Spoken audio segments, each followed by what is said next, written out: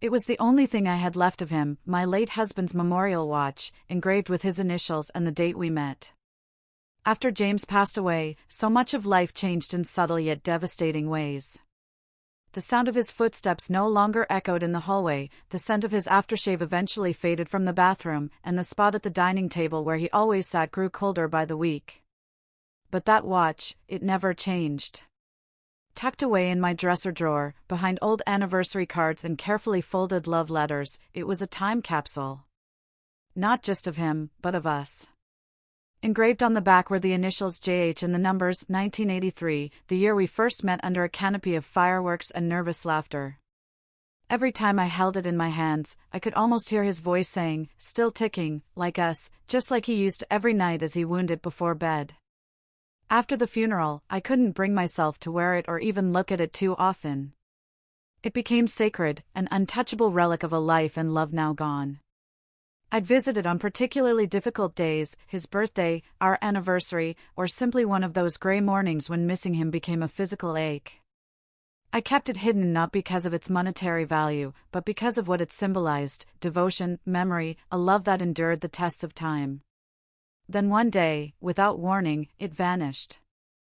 At first, I thought I had misplaced it. I combed through every drawer, flipped over every cushion, checked coat pockets and jewelry boxes. I spent the entire afternoon and most of the night on my knees with a flashlight, searching corners of the house I hadn't touched in years. Panic quickly turned to devastation, and then to something far worse: emptiness. Losing James once was cruel enough, but this felt like losing him all over again. And yet, what cut deeper was not just the loss of the object, but the shadow of betrayal it left behind. Because a few days later, in a conversation I wasn't supposed to overhear, I learned the truth: my son's wife, Ria, had taken the watch and pawned it for money. Just like that. No discussion. No note. No apology. Nothing. I was standing in the hallway outside the guest room, well, their room now, when I heard her on the phone with someone, laughing softly and saying, "Yeah, it's just some old watch, but it got me enough for now. She'll never notice, it was just collecting dust." The words didn't register at first. I stood there frozen, my heart thudding so loudly I was sure she could hear it. Ria. My daughter-in-law. The woman I had opened my home to. The woman I had welcomed with warm hands and cautious hope. And she had taken the one thing that mattered most to me and traded it away like it was nothing.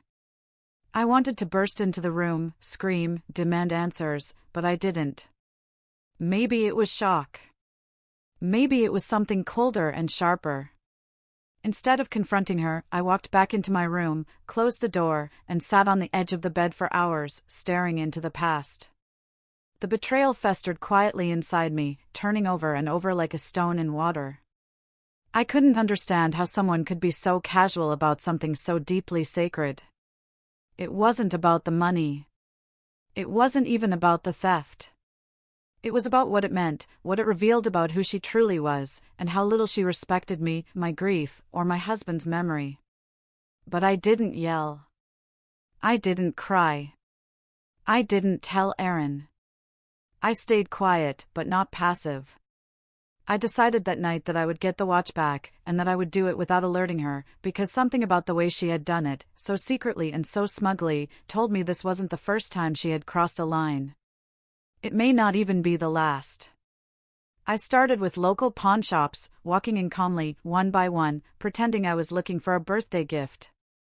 I described the watch carefully: silver band, black dial, inscription on the back. Most clerks shook their heads or gave me polite apologies. But finally, at a small pawn shop tucked between a liquor store and a dry cleaner on the outskirts of town, I saw it. Sitting under the glass counter like it was just another item. My breath caught in my throat. The clerk looked up and asked if I needed help. "That watch," I said, pointing. "Can I see it?" He handed it to me without hesitation. The weight of it in my hand was unmistakable. I turned it over and there it was, JH, 1983. My knees nearly gave out. But I smiled and nodded. "I'd like to buy it," I said. I didn't argue the price. I paid in cash, walked out, and sat in my car for what felt like hours, holding it to my chest. I had the watch again, but something else had shifted inside me. This wasn't just about recovery anymore. It was about truth. About revealing what Rhea had done, not just to me, but to Aaron, to this family, to everything we held sacred. She thought I would never know. She thought I was just an old woman who wouldn't notice. But now I knew. And I wasn't just going to sit back and pretend. I was going to set a trap, not with anger, but with patience. I would wait, and I would expose her not with fury, but with grace. Because sometimes, revenge doesn't come in screaming matches or slammed doors. Sometimes, it comes dressed in calm conversation, in knowing glances, in quiet truths that shake the ground beneath the guilty. And Rhea would never see it coming. Not from me. Not the way I planned. As I slipped the watch back into its velvet pouch and placed it carefully in the drawer once more, this time in a different place, I realized something else. I wasn't just going to reclaim what was mine. I was going to reclaim my dignity. And when it was all over, I wouldn't just walk away with the watch. I'd walk away with the truth, and with a peace that only justice can bring. The days after retrieving the watch passed in a quiet haze, but beneath the surface, every second throbbed with tension. I wore my calm like a mask, careful not to let it slip, even when Rhea breezed through the house as if nothing had happened, tossing her hair over her shoulder, laughing too loudly at the television, asking meaningless questions like, "Did you see the power bill this month, or should we get a new toaster?" She spoke to me as though we were still just two women under the same roof, as if she hadn't taken something sacred and pawned it without a word. The weight of what I knew sat between us like a third presence in every room. I kept up appearances, smiled politely, nodded when she spoke, all while the watch remained hidden in my closet, tucked into a new hiding place inside a folded sweater on the highest shelf. Every evening, I would slip into the room while they were out or distracted and just hold it, like a lifeline, a reminder that the truth was mine now, and the silence was temporary. Aaron, sweet and oblivious, continued on with his routines, fixing his car in the garage, chatting about work, cooking spaghetti on Sundays. I looked at him differently now, not because he had changed, but because I hadn't yet told him. It wasn't time. If I confronted him too early, if I blurted the truth in frustration, I risked two outcomes I wasn't ready for. Either he would defend her, or worse, he wouldn't believe me. Rhea had always been the type to twist things just enough to make herself the victim, always the hurt one. The misunderstood one. I'd seen it in small ways before, the way she spoke about her sister, turning a petty argument into a tale of betrayal, or the way she once cried after a disagreement with Aaron, only for me to later find out it was over something as trivial as him forgetting to take out the trash. She knew how to play sympathy like a piano. That made her dangerous. But now I wasn't operating on suspicion. I had evidence, concrete, undeniable, ticking in my drawer. The knowledge gave me a strange sort of power, but also a sense of isolation. I began to watch more closely, her phone calls, her spending habits, her questions. She seemed more distracted lately, checking her phone often, taking short calls in hushed tones near the kitchen door. Once, I saw her glance at my bedroom as she passed, and her expression changed, not guilt, but calculation, as if she were weighing whether to try again, to test what she could still get away with. That's when I knew this wasn't a one-time mistake. No, this was a habit, maybe even a pattern. I thought of all the times small things had gone missing, pieces of jewelry I assumed I'd misplaced, some cash I thought I'd forgotten I spent. I had brushed it off as memory lapses, part of getting older. But now, the doubt was gone. The signs had been there, I just hadn't wanted to see them. I began to document everything. I started a small notebook, tucked under the kitchen sink where no one would look, and each day I'd jot down observations, the time she left the house, when she came back, what she was wearing, if she looked anxious or excited. I even checked the trash, looking for receipts or notes. It wasn't paranoia, it was preparation. If I was going to expose her, I needed more than just a watch and a story. I needed a trail. The tension in the house grew, even if Aaron didn't seem to notice. Dinners became quieter. I'd ask simple questions and Ria would respond with clipped answers, her smile tight, her eyes shifting. I think she could feel something had changed but couldn't pinpoint what. One night, while we were all in the living room, Aaron suggested we watch an old family video, one from a beach vacation 10 years ago. He put the USB into the TV and the screen lit up with laughter, sand, and James's voice calling out over the crashing waves. My heart clenched. I hadn't heard his voice in so long. I swallowed the emotion and smiled, watching younger versions of ourselves run across the shore. That's a beautiful watch, Ria said suddenly, pointing to James on the screen, his arm raised as he helped Aaron build a sandcastle. My stomach tightened. Her voice was too casual, too staged.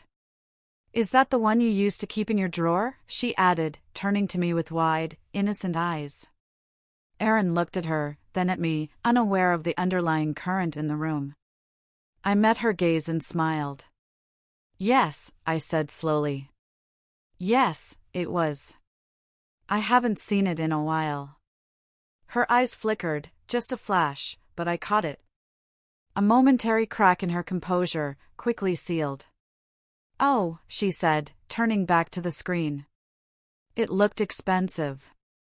I didn't respond. I let the silence hang there, thick and weighted. The trap was starting to tighten. Over the next few days, I began to change the way I interacted with her. I asked her more personal questions, feigned concern about her recent mood swings, and gently brought up topics like budgeting and saving. Money's been tight for everyone lately, I said one afternoon as we folded laundry side by side. I hope you two are managing okay. She shrugged, not meeting my eyes. We're fine. Aaron just doesn't understand how expensive things are these days. He thinks we can live off coupons and leftovers. I nodded sympathetically, filing that away. The cracks were starting to show. Later that evening, I slipped a small gold bracelet, a piece of costume jewelry I didn't care about, into my drawer and left it in plain view. The next morning, it was gone. I didn't mention it. I just wrote it down. Another piece in the puzzle. Another thread to tug later. The air in the house was changing. The unspoken tension wrapped itself around our every interaction. And yet, Ria had no idea what I was building. She thought she was still in control, that her secrets were safe. But what she didn't know was that I had already taken back more than just the watch. I had taken back my power, my awareness, and my voice. And I was going to use all of it, not with anger, but with precision. The kind of precision that comes from grief turned into resolve. The kind that builds quietly, slowly, until the truth can no longer be contained. The morning it all began to unravel started like any other. The sun filtered in through the lace curtains, casting thin gold streaks on the wooden floor, and the house was quiet except for the soft clink of dishes in the kitchen. I was already up, sipping lukewarm tea and trying to focus on the newspaper, but my eyes weren't reading the words, they were fixed on the pattern of rising tension that now shaped my life. Each day, I observed Ria more closely, and each day, I discovered something new. A phone number hastily scribbled and thrown in the trash. A barely hidden receipt from another pawnshop, this time for a pair of gold earrings that weren't hers. I began keeping these as evidence, slipping them between the pages of an old cookbook in the back of the pantry. She didn't know it, but her secrets were stacking up like firewood, and I was waiting patiently with the match. I began to suspect that money was more than just a passing struggle for Ria. It was an obsession, maybe even a compulsion. She shopped online frequently, hiding packages in the back of her closet. She spent hours on her phone whispering, then deleting call logs. And yet, she never spoke to me or Aaron about financial stress. To us, she acted like everything was fine, dinners, movie nights, family walks, all while hiding an undercurrent of chaos. And I had to wonder, what else was she hiding? One afternoon, while Aaron was out running errands and Ria was upstairs, I went into their room, not out of curiosity but out of necessity. I felt compelled to know. I told myself that if she could violate the sanctity of my husband's memory, I had a right to know what else she was capable of. Her drawers were meticulously organized on the surface but chaotic underneath, wadded receipts, gift cards with no balances, and an envelope with cash, crumpled and counted. But what stopped me cold was a small notebook shoved between a pile of scarves. Flipping it open, I expected shopping lists or budgeting notes. Instead, I found columns, dates, item names, pawn values. Necklaces, rings, electronics, even Erin's old watch from college. It wasn't random. It was systematic. She had been pawning items slowly, methodically, keeping track of everything. Some were crossed out with a small retrieve note beside them, others not. But the line that made my breath hitch read, "Silver watch, $350, not worth much, old engraving, sold." Sold. She hadn't even intended to get it back. The callousness of it stung worse than before. Not worth much. That watch had held 27 years of love and memory, and she'd reduced it to a 3-line entry in a pawn log. I took a photo of the page and slipped the notebook back, careful not to disturb anything. That night at dinner, I looked at her differently. Not with anger, but with clarity. She joked with Erin about weekend plans while I watched the lines around her mouth, the way she glanced at her phone between bites, the way she avoided meeting my eyes. She had no idea that I knew everything now. But it was time to begin phase 2. I left a jewelry box unlocked in my room, again with items I no longer valued, and made sure she saw me place it there while chatting casually. I spoke about old jewelry, how I hadn't worn it in years, and how I sometimes forgot what was even in the box. Her expression was neutral, but her eyes lingered just a second too long. I didn't wait long. Within 3 days, a gold brooch and a pair of clip-on earrings were gone. That evening, I mentioned to Erin, in front of her, that I'd misplaced some things. "I must be losing my memory," I said with a sigh. "That jewelry box is always a mess. Maybe I should start organizing it." Erin looked concerned. "Need help looking?" No, I said gently. "It's probably nothing." Rhea didn't say a word. Her fork moved across her plate in slow, deliberate circles. But I saw it, the moment her mind began racing, calculating whether she had made a mistake. She thought I was too soft to accuse her, too sentimental to suspect. And that was the most dangerous assumption of all. I called the pawn shop later that week and confirmed my suspicions. The brooch and earrings had been sold by a woman matching Rhea's description. I asked the clerk if he had a copy of the ID used. He did. I asked him to keep them for me. He agreed. I now had documentation, photos, receipts, and physical evidence. But I wasn't done. I needed her to feel the walls closing in, to know that the truth wasn't going to stay buried. And I needed Erin to see it for himself. So, I invited a few relatives for dinner one weekend, Erin's cousin, his aunt, people who had known James and loved him deeply. During the meal, I steered the conversation carefully. "Do you all remember James's old watch?" I asked casually as I refilled glasses. "The one he wore everywhere?" I lost it for a while, but it turned up again, funny how things reappear. Rhea froze mid-bite. "Oh," she said, too lightly. "Where was it?" "At a pawn shop," I said, still smiling. "Isn't that strange? Imagine something so personal ending up for sale." Silence. Erin looked between us, confused. "Wait, you pawned it?" he asked, baffled. "No," I replied, meeting Rhea's eyes. "I didn't." Rhea's fork dropped. A sharp clink echoed through the room. Her lips parted like she wanted to speak, but no words came out. I watched as realization dawned on everyone else at the table. The tension was sudden and thick. "You mean someone else?" Erin began, but I stood and walked into the living room without answering. I returned with the watch in hand and placed it on the table between us. "This is the last thing your father gave me," I said. "I found it being sold for $350.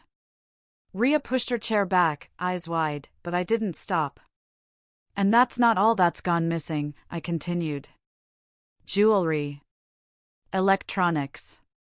Even that old brooch your grandmother gave me, remember? Aaron stared at Rhea, disbelief etched across his face. Tell me this isn't true, he whispered. Rhea's lips trembled. I was going to replace them.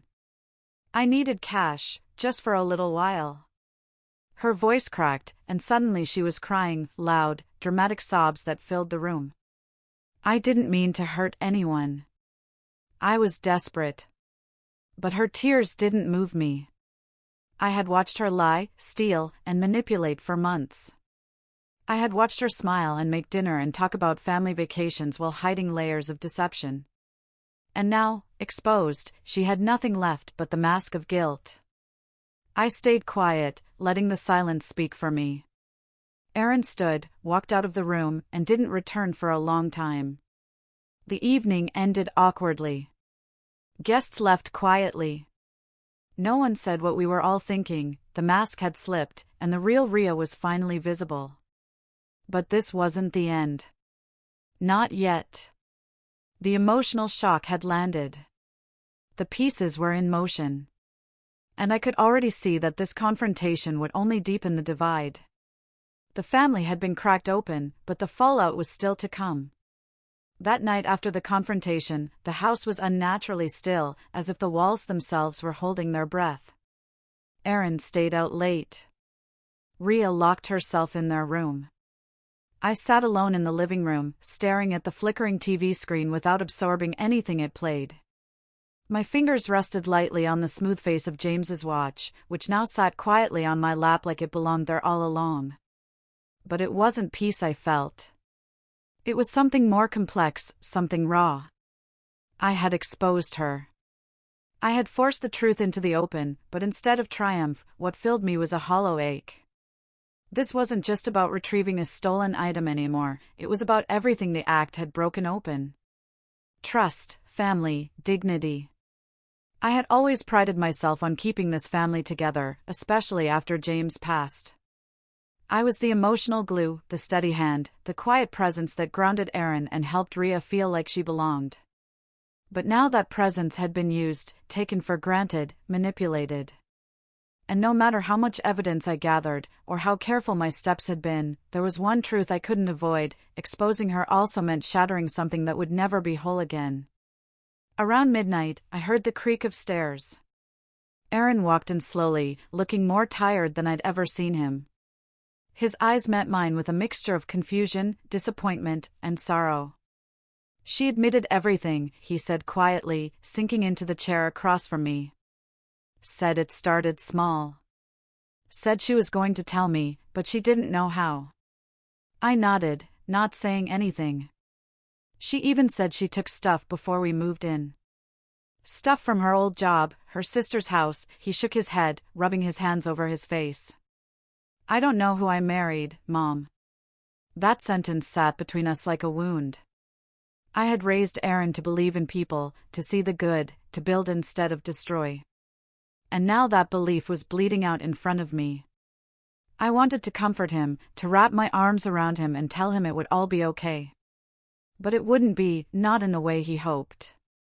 Some breaks don't heal the same way twice. I sat up straighter, breathing in slowly before I spoke. You can't fix someone who doesn't want to be honest, I said gently. I've watched her lie with a smile, Aaron. Not just once. Not just to me. To you. To herself. And you can't build a life on that. He nodded slowly, eyes glistening. What do I even do? He whispered. I don't want to throw away my marriage, but I can't pretend this didn't happen. I reached over, took his hand, and held it tightly. You don't have to decide tonight. But you do have to see clearly now. And seeing clearly means not excusing what you already know is wrong. That was the moment, the quiet, soul-shifting moment where I felt something inside both of us turn. For Aaron, it was the slow unraveling of denial, the reluctant acceptance that love, however strong, cannot excuse betrayal. And for me, it was something even deeper, the realization that my role in this family was changing. I was no longer just the grieving widow or the patient mother. I was someone who had taken control, exposed a truth, and would now have to decide what to do with the pieces. That night, I didn't sleep. I sat in bed with James's watch beside me, and for the first time since his death, I felt like I could talk to him again, not just cry for him, but really talk. "You wouldn't have let this happen," I whispered into the dark. "You would have seen it coming. But maybe I had to be the one to finish it." The next morning, Rhea didn't come out of the room. Aaron left early, silent, withdrawn. I went about the house cleaning, moving with purpose.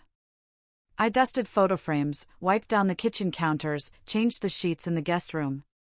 There was something meditative in it, something grounding. But while my hands were busy, my mind wandered to one central thought: what comes next? Exposing her was only part of the story. What mattered now was how I handled the aftermath. I couldn't let the bitterness consume me. I had seen what bitterness did to people, how it made them small, angry, and isolated. That wasn't who I wanted to become. No. What I wanted was restoration, not of the old normal, but of truth, boundaries, and dignity. So I made a decision. That evening, I knocked gently on their door. Rhea opened it, eyes puffy, makeup smudged. She looked nothing like the polished, confident woman who had moved into my home just months earlier. "Can we talk?" I asked. She nodded silently. We sat at the edge of the bed. I waited a moment before speaking. "You hurt me," I said, my voice calm but unwavering. "Not just by taking the watch, but by making me question everything about the time we've spent together. You took something sacred. And then you acted like it didn't matter." Tears streamed down her face, but I didn't stop. "You could have come to me. You could have asked for help. I've always treated you with respect, with love. But you chose lies. You chose theft. And you need to understand that has consequences." "I know," she choked out. "I know, I was desperate, and I made a mistake." I stared at her, unblinking. "This wasn't a mistake, Rhea. It was a series of choices. And I need to ask you to move out. Not today. Not with shouting or drama. But within the week. This house needs healing. Aaron needs space. I need space." Her face crumpled. He hasn't said anything. Maybe he'll forgive me." I nodded. "Maybe. That's his choice. But mine is clear." I stood slowly and walked toward the door. "I hope you use this time to really look at yourself. Because you're not just losing a home. You're losing the trust of people who wanted to love you." I didn't slam the door. I didn't yell. I simply walked out and felt, for the first time in a long time, the weight of grief lift slightly from my shoulders. James's watch sat on the living room shelf that night, no longer hidden, but displayed, as it always should have been. A symbol not just of memory, but of truth reclaimed. The turning point wasn't in exposing Rhea. It was in reclaiming myself, not just as a widow or a mother, but as a woman who could still choose how her story unfolded. I had chosen grace, but not softness. Strength, but not cruelty. And in doing so, I began to see that sometimes, what amazes others isn't the explosion, but the quiet storm that clears the sky after. The next chapters of our lives would be written with honesty. And I was finally ready to begin. The days that followed were heavy with unspoken words, and the walls of the house seemed to absorb the tension, holding it in their corners like secrets. Rhea stayed mostly in the bedroom, emerging only when necessary, eyes lowered, voice barely above a whisper. Aaron, torn and restless, would come and go, often returning late and leaving early, as though the house had become a minefield he no longer knew how to cross. And I was calm. But not because I had forgotten. My calm came from clarity, and clarity, I'd learned, was more powerful than rage. Still, just because the confrontation had passed didn't mean the storm had. If anything, we were now standing in the thick of it, where wounds festered and choices revealed deeper fractures. Aaron had always been loyal.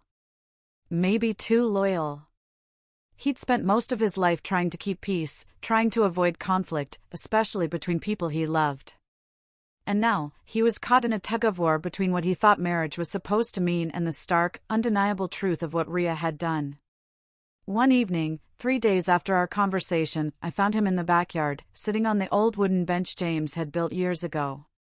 He was staring at the garden, at nothing in particular, just frozen in thought. I walked out quietly and sat beside him. For a long moment, we didn't speak. The crickets filled the silence. The air was thick and warm, like it always was in late July. Finally, he spoke. She says she wants to change. His voice was low, uncertain. She's begging for one more chance. I didn't answer right away. I watched a moth circle the porch light, its wings flickering. People often want to change after they're caught, I said softly. That doesn't mean they don't mean it. But it does mean they didn't care enough before. He nodded slowly, absorbing that. You know, I keep wondering if I missed something. If there were signs before we moved in. There were, I said gently. But love blinds us to the things we don't want to see. He looked at me then, really looked. You knew? I sighed. I had doubts. I felt things. But I didn't say anything because you were happy. Or you seemed happy. And sometimes, we let silence protect the people we love. He leaned forward, elbows on his knees, rubbing his face. I don't know what's real anymore. I thought I knew who she was. I thought I knew what our life was going to be. That's the hardest part, I said. Not the betrayal, but the way it makes you question your own judgment. Your past, your future. But Aaron, what someone does when they think they can get away with it, that's who they really are. He nodded again, slower this time. The truth was sinking in. And yet, I could see he was still clinging to hope. Hope that love could fix what integrity had already broken. Later that night, I overheard them talking in the bedroom. Not arguing, but talking. Her voice was pleading, soft, layered with emotion. His was quiet, strained, unsure. She said she'd return the money she'd gotten from pawning the watch. That she'd been under pressure, that her brother needed help. That she thought I wouldn't notice. That it was just a mistake, a stupid, shameful mistake. And Aaron, he didn't yell.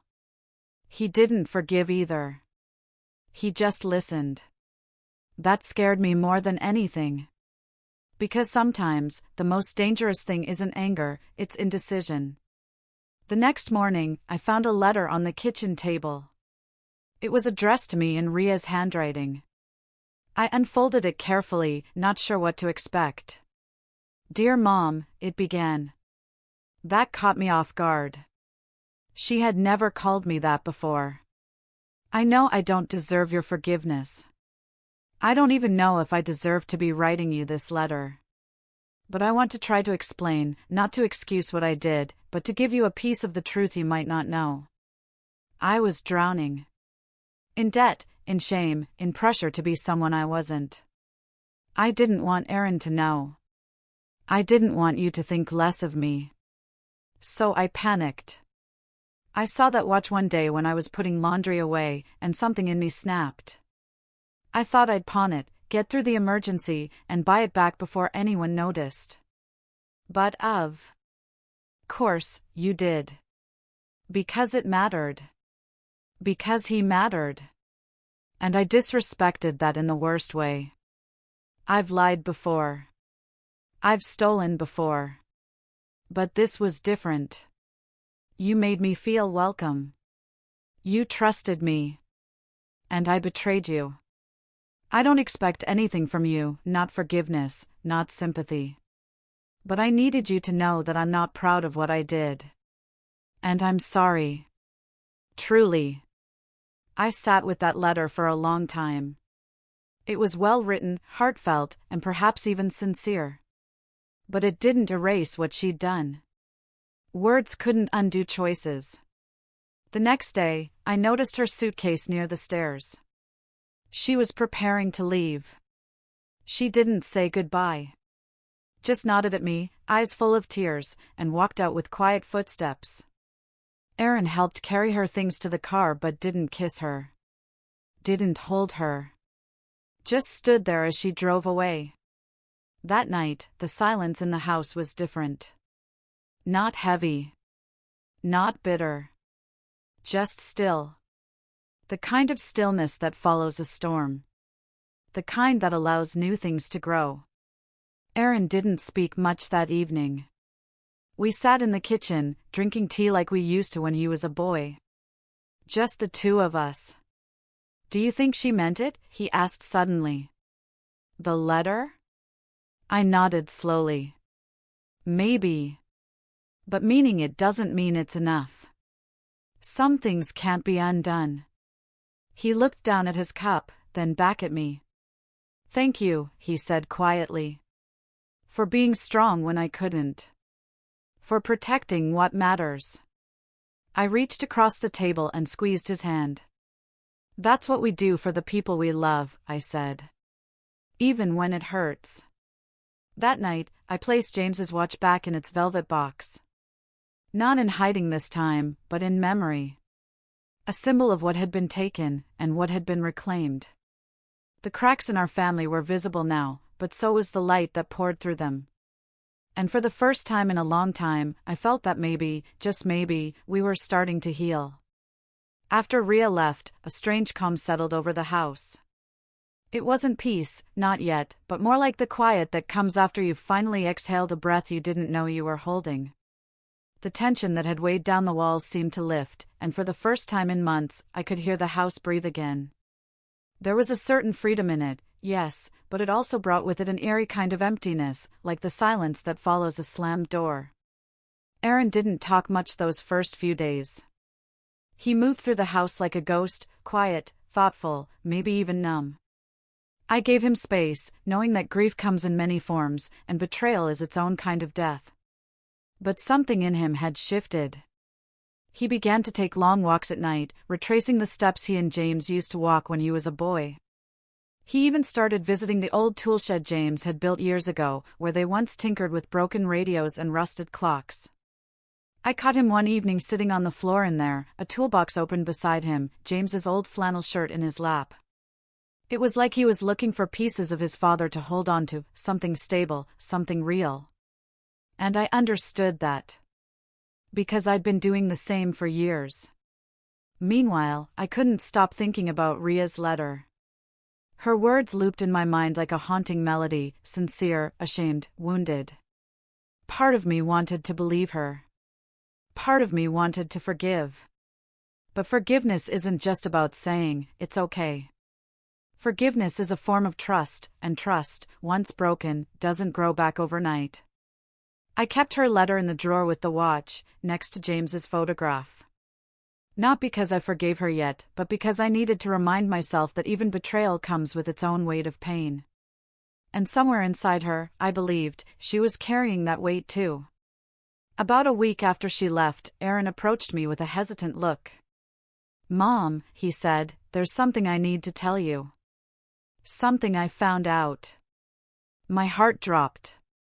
"What is it?" He handed me his phone. I didn't want to believe it at first, but I had to look into it. This is where the money went. I took the phone and looked at the screen.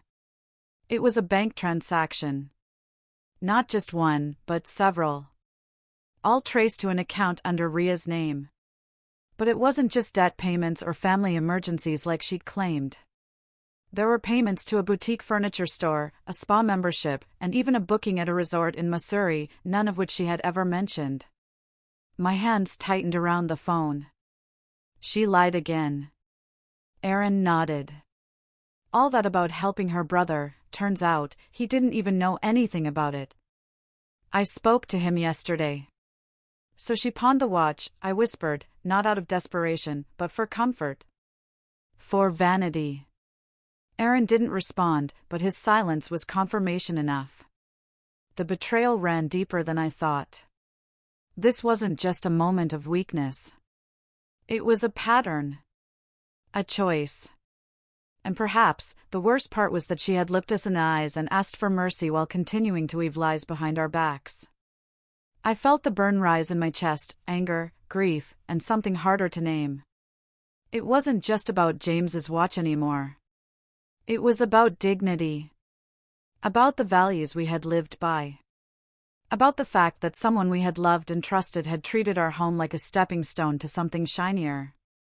We need to confront this, I said firmly. Not with rage, but with truth. With finality. Aaron agreed. Together, we drafted a message, measured, calm, and sharp enough to cut through pretense. We didn't accuse her. We laid out the facts. The transactions, the lies, the breach of trust. We told her we knew everything. That her apology had been a performance.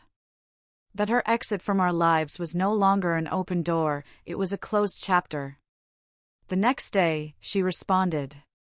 The tone was different now, cold, defensive, bitter. She accused us of snooping, of invading her privacy. She said we had no right to judge her, that marriage was about forgiveness, that Aaron was weak for siding with his mother. It stung, but it also revealed her true face. This wasn't someone remorseful. This was someone caught, exposed, scrambling to control the narrative. And in that moment, I felt a strange relief. Because clarity is liberating. You stop waiting for people to be who they pretended to be. You stop hoping they'll redeem themselves. You let go. That night, I sat with the watch again, turning it over in my hands. I thought of James, how he had worn it through every storm we faced together. Through lean years and late nights, through hospital visits and family holidays. That watch had ticked through love and loss, through hope and hurt. And now, it ticked again, this time as a reminder of resilience. I began to write. Not a letter. Not a confrontation. But a memoir. A record of what had happened, not just to preserve it, but to understand it. I started from the beginning, the day James gave me the watch. The day Aaron was born. The first time I met Rhea. The first time I doubted her. With each word, the pain softened. The story stopped being just about betrayal and started becoming a lesson, a testament to values, to legacy, to strength. Aaron found me writing one evening and asked what I was doing. Telling the truth, I said. For myself. For your father. For you. He smiled, faint but genuine. And in that smile, I saw healing. Slow, but certain. Life began to move again. Aaron found a new apartment not far from mine and started building a life that felt honest. He enrolled in therapy, began to reconnect with old friends, and even returned to the community garden he once loved. As for me, I joined a local women's group, a circle of widows, mothers, and fighters. Women with stories, with scars, with strength. We met every week, shared coffee and memories, and in that circle, I found my voice again. I told them what had happened. And they didn't just listen, they understood. Because betrayal, as personal as it feels, is not rare. And healing, as lonely as it seems, is something we can do together. Still, every now and then, I would catch a memory creeping in, of Rhea laughing in the kitchen, or Aaron holding her hand on the porch. It hurt, but it didn't break me anymore. Because I had learned that pain is not the end of the story. Sometimes, it's the beginning of something stronger. The weeks that followed were marked by a strange blend of calm and recalibration. The house, once heavy with the presence of lies and unspoken tension, began to feel lighter, not just physically but emotionally. I rearranged the furniture, not out of necessity, but because I needed to feel like something was changing, like something was moving forward. I donated old clothes, boxed up things that belonged to another time, and created space in places that had once held memories too heavy to carry. For the first time in a long while, I wasn't acting out of grief or reaction, I was acting with intention. And that changed everything.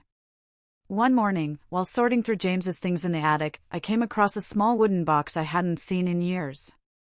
Inside were old photographs, grainy Polaroids from our early years together, black and white shots of our honeymoon, birthday cards, and even receipts from road trips we used to take when money was tight but our hearts were full. I sat there for nearly an hour, just sifting through the moments, laughing, tearing up, and smiling in a way I hadn't in years. And then I found a letter, folded carefully and labeled simply, "In case you need to remember." It was James's handwriting.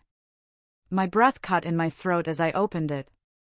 The letter wasn't long, but it hit harder than anything I'd read in years. "If you're reading this," he wrote, "I'm probably not around. And if I'm not around, you're probably hurting. But I want you to remember something, you are stronger than you think. You always have been. The world will take things from you. Time will erode what we build. But you, your spirit, your grace, that's yours to protect. Don't let the darkness win. Don't let anyone shrink you. Live fully. Forgive wisely. And if they take something from you, make sure you take back more than you lost. I love you. I always will." I don't know how long I sat there holding that letter, but when I stood up, I felt different. Lighter. Stronger. James had always had a way of seeing through the noise, and somehow, even from beyond, he'd found a way to pull me back to myself. That was the moment everything shifted. That letter didn't just remind me of who I was, it reminded me of what I still had left to become. I wasn't just a grieving widow or a betrayed mother-in-law. I was a woman who had survived heartbreak, deceit, and loss, and I was still here. That afternoon, I made a decision. No more reacting. No more waiting for closure from people who weren't capable of giving it. It was time to rebuild, not just physically, but emotionally, spiritually. I called my lawyer, not for drama, but for protection. I updated my will, revised the house deed, and ensured that everything James and I had built would go to Aaron, and only Aaron. I wasn't doing it out of spite, I was doing it out of clarity. Rhea had lost the right to any piece of us, not because of one mistake, but because of a pattern of choices she never took responsibility for. I even included a clause that mentioned the watch. That it must never be sold, traded, or separated from the family. That it was to pass to Aaron when I was gone, and after him, to whoever he trusted most. It was no longer just a keepsake. It was a legacy, and I intended to protect it. But more than paperwork, I began to reclaim my life in quieter, deeper ways. I started painting again, something I hadn't done since before James died. I set up a small studio in the sunroom, where the light hit just right in the mornings, and I let my hands do the work my heart couldn't always express. With each brushstroke, I poured out the sorrow, the anger, the hope. Some days, the canvas held stormy skies and broken landscapes. Other days, it bloomed with warmth and color. It didn't matter what came out, it just mattered that it did. And Aaron, he was changing too. I watched him reclaim parts of himself that had gone dormant. He started mentoring at a local school, working with kids who reminded him of himself at 15, eager, uncertain, and in need of steady guidance. He laughed more. He called more. He even began dating again, though cautiously. There was one woman in particular, Mira, who worked at the library. Kind eyes, gentle humor, and a love for literature that mirrored his father's. I didn't ask too many questions, but I saw the way he looked at her, the way James once looked at me, and I knew he was healing. Slowly. Deliberately. One evening, over dinner, Aaron said something I'll never forget. You know, Mom, he said, setting down his fork, for a long time, I thought strength meant holding everything in. Keeping the peace. Pretending I was okay. But watching you, what you did, how you did it, it showed me something else. That real strength is in facing the truth. Even when it hurts. Especially when it hurts. I reached across the table and held his hand. And you're stronger than you know, I whispered. In that moment, something clicked. All the pain, the loss, the betrayal, it hadn't broken us. It had remade us. Not into what we were before, but into something new. Something fiercer. Wiser. More compassionate. That was the true turning point. Not just discovering the betrayal. Not just reclaiming the watch. But realizing that our scars didn't define us. Our responses did. Our values did. Our willingness to grow in the face of pain did. I started leading workshops at the women's group. Not formally, at first. Just sharing my story, answering questions, listening to theirs. But soon, it became something more. A circle of strength. Women who had lost spouses, homes, dignity, now finding their voice again. Together, we created a small fund to help others in similar situations, women manipulated out of their property, their savings, their trust. We named it Still Ticking. In honor of the watch. In honor of time lost and reclaimed. In honor of the fact that no matter what life takes from you, if your heart is still ticking, you can rebuild. People began to notice. Local newspapers did a piece on the group. Donations came in. And suddenly, the story that had once humiliated me became the foundation of something that empowered others. I used to think my life had peaked with James, that everything afterward would be a slow fade out. But now I saw that life had chapters. And just because one ended painfully, didn't mean the next couldn't hold joy, surprise, and meaning. The watch sat on my nightstand now. Not hidden. Not protected. But honored. Its quiet tick was no longer a reminder of what I'd lost, but of what I still carried forward. I wasn't waiting anymore. I was living. Fully. Freely. Fearlessly. It began on a quiet Thursday, the kind of day that carries no omen yet changes everything. I had just returned from the community center after leading a session on financial independence for women when the doorbell rang. It was Rhea.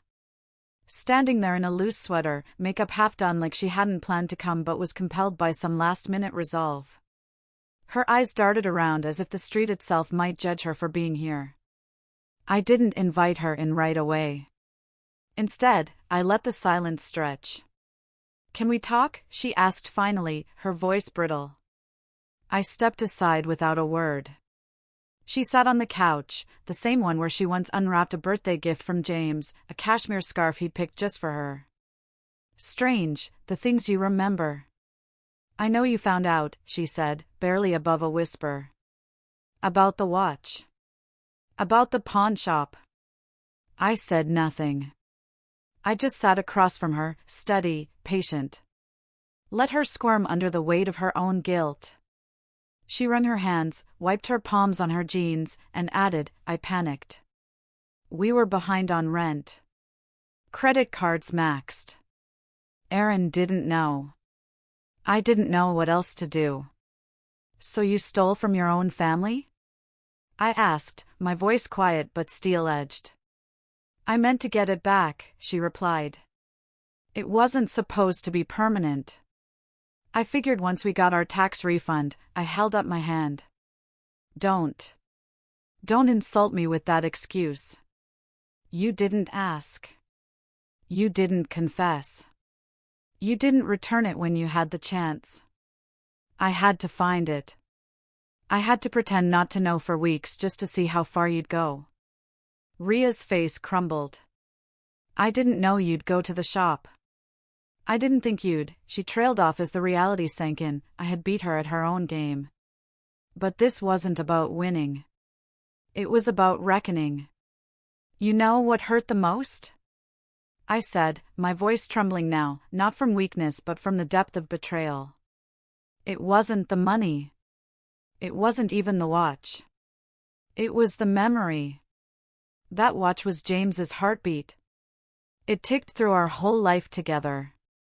You didn't just steal metal, you stole what little I had left of him. Ria was crying now, silently, the tears making no difference anymore. I had cried mine months ago. I didn't realize, she whispered. No. You didn't care to realize, I corrected. There's a difference.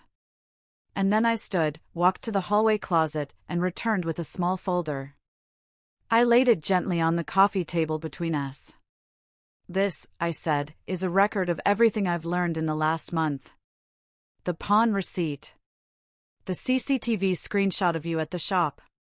The revised deed to this house, removing any possibility of you ever inheriting a single square inch of it. And this, I pulled out a final paper, is a notarized statement that if you ever attempt to take or sell anything from this home again, criminal charges will follow. Ria looked stunned, like she had walked into a trap she never saw coming. And she had. But it wasn't the kind meant to humiliate, it was the kind meant to teach. To corner someone so completely with truth that they couldn't lie even to themselves anymore. Why are you showing me this? She asked. You could have just cut me out quietly. I met her eyes then, for the first time since she'd arrived. Because I wanted you to see what grace looks like when it has teeth, I said. I'm not here to destroy you. I'm here to stop you from destroying anyone else. Including yourself. And then I did the unthinkable. I walked to the drawer, opened it, and pulled out a check. I handed it to her. Her eyes widened. This is enough to pay off your credit cards. One-time offer. No second chances. No contact unless it's about Aaron. If you use it for anything else, I'll know. And I will make sure there are consequences. Ria held the check like it burned her fingers. Why would you help me? She asked. Because I'm done carrying your mistakes. But I won't carry hate either. You made your bed. I'm giving you one chance to lie in it without dragging my family down with you. She stood slowly, numb, and walked to the door. She turned back once, as if expecting one last explosion, one last bitter jab. But I gave her nothing. Just a nod. She left without a word. When the door clicked shut, the silence that followed was not heavy, but cleansing. I stood in the center of my living room and let out a breath I hadn't realized I'd been holding for months. I had finally chosen something bigger than revenge. I had chosen boundaries. I had chosen my peace. Aaron came by that evening. I told him everything. There was pain in his eyes, but not surprise. He'd seen her for who she was, long before I admitted it to myself. You did the right thing, he said. Even the check. That's who Dad married. Someone who rises above. I smiled then, and for the first time, it wasn't strained. I'm tired of shrinking, I said. I'm tired of waiting for people to do right by me. I'm doing right by myself now. Aaron reached for my hand. And you're not alone, he said. Not anymore. That night, I placed James's watch on the mantel. Not hidden. Not buried in a drawer. Visible. Proud. Its soft ticking filled the room like applause. I had survived the storm. And I had emerged not just standing, but shining. The days after Ria's departure felt like an unraveling of tension I hadn't even known I was holding. The house was quiet again, but not empty, not hollow. It breathed, as if grateful to shed the weight of unsaid things and unspoken tension. I walked through the rooms differently now, noticing details I had long ignored, the way the sunlight fell through the living room curtains at noon, how the floor creaked in two places along the hallway, how James's favorite armchair, the one we kept covered for years, still held the curve of his presence. I started every morning with tea and the sound of the watch ticking on the mantel. A small sound, but constant. Comforting. Aaron came more often now. We didn't talk much about Ria at first, and I didn't push. He looked tired, not just physically, but emotionally, like someone who'd woken up from a long, beautiful dream and realized it was really a slow-moving nightmare.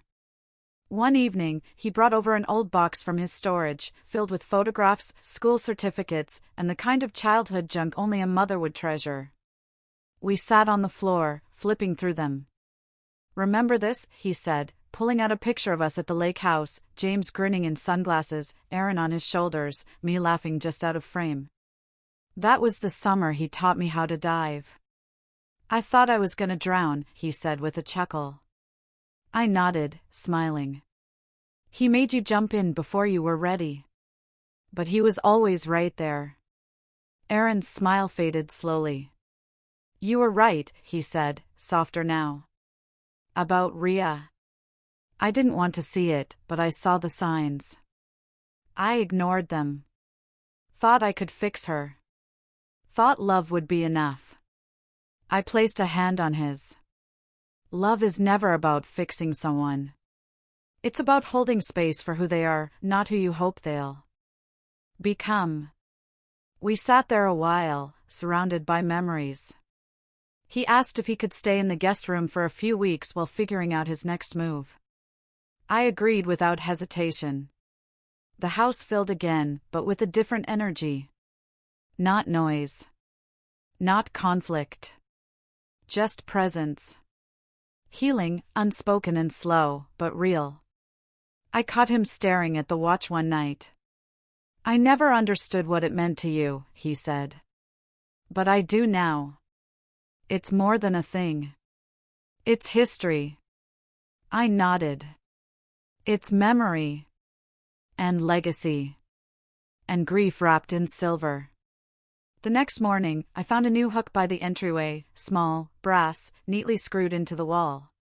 On it hung James's old cap, the one he wore on his daily walks.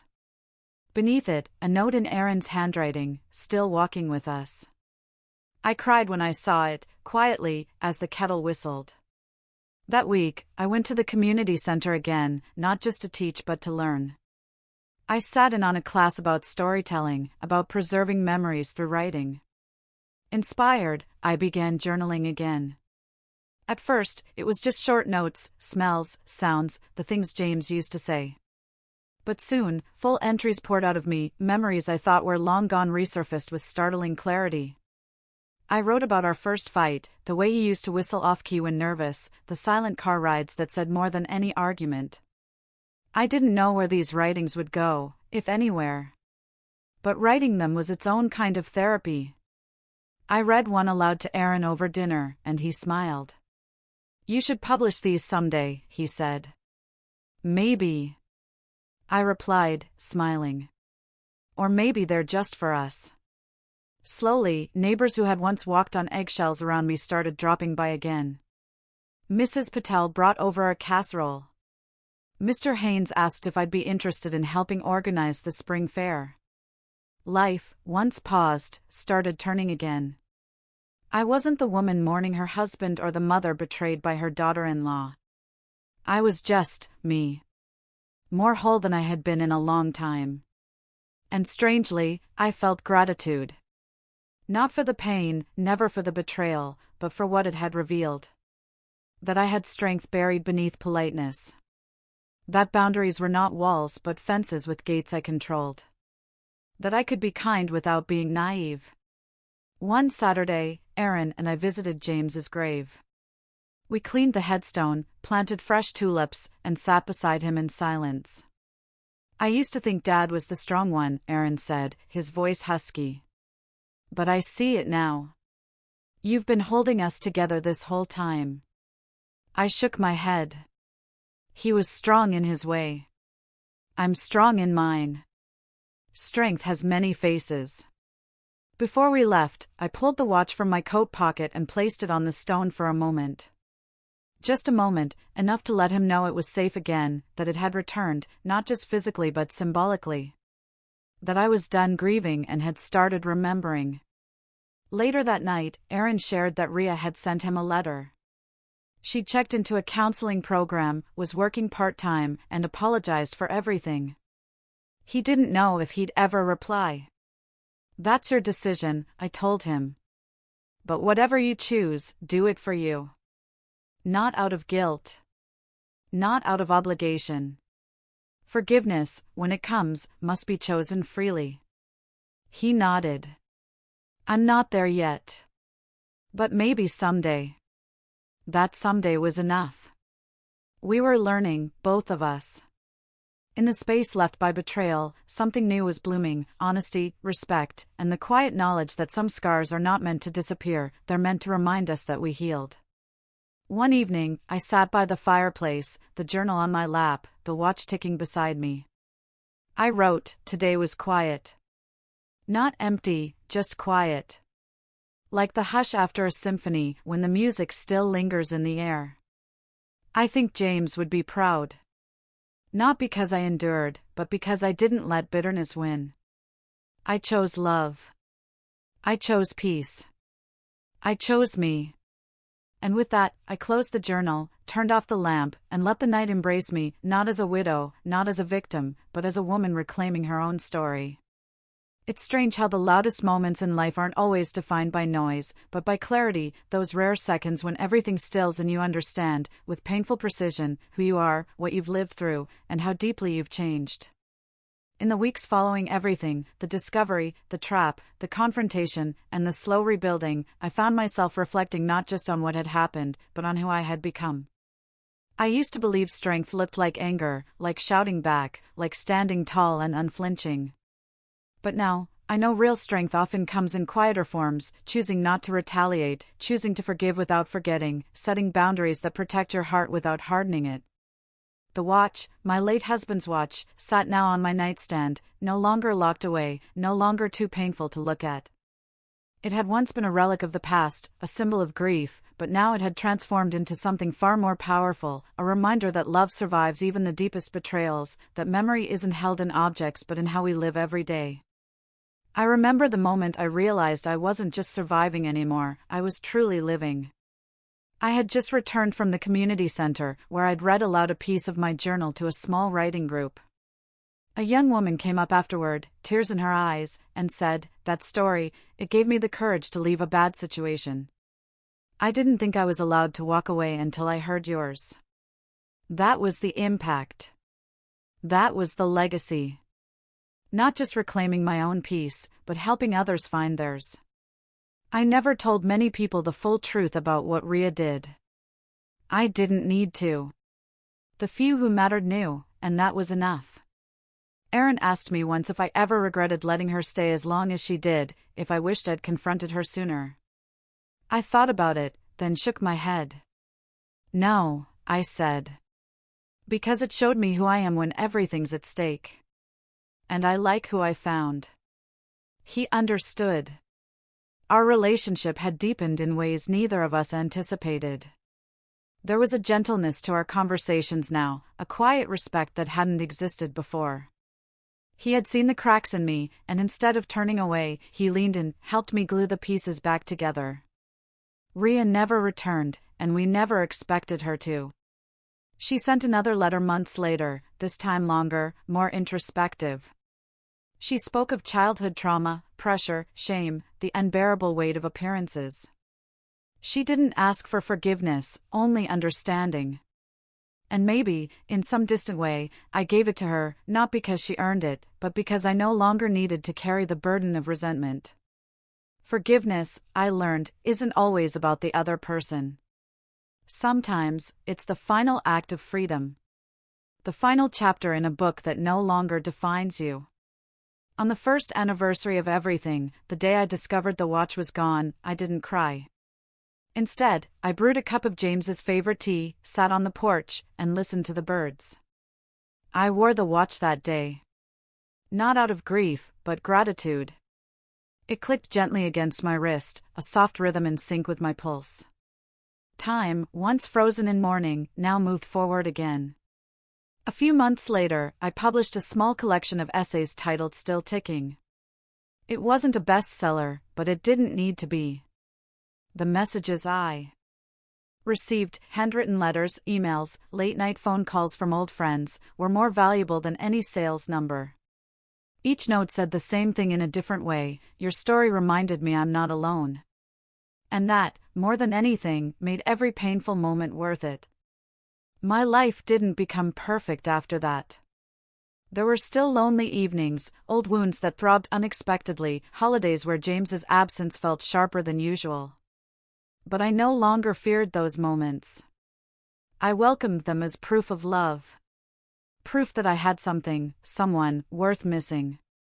And in between the grief, joy found its way back in shared meals with neighbors, laughter over old sitcom reruns, Aaron's awkward attempts at baking, the smell of rain on the porch. Ordinary moments, yes, but stitched together, they formed something extraordinary. I even began mentoring younger women at the community center, women in transition, many of them carrying silent burdens they didn't yet know how to unpack. I didn't give advice. I simply listened. Sometimes that's all someone needs, someone to hear them without judgment. I told them about boundaries, about choosing grace over revenge, about how sometimes strength means letting go rather than holding on. One girl, barely 20, whispered, "I want to be like you when I'm older." I smiled and replied, "Be like you, but don't be afraid to be brave when it counts." Because that's what it came down to: courage. The courage to see clearly, act wisely, and still believe in goodness despite the hurt. On the second anniversary of James's passing, Aaron and I visited the lake house, the one from the old photo where he sat on James's shoulders. It was worn down now, dust settling on the window panes, but the view of the water remained the same. We stood silently, watching the ripples dance under a soft breeze. I handed him the watch. "Keep it," I said. "Not because I'm done needing it, but because I want you to carry that part of him forward." He hesitated, then nodded, eyes glassy. "I'll take good care of it."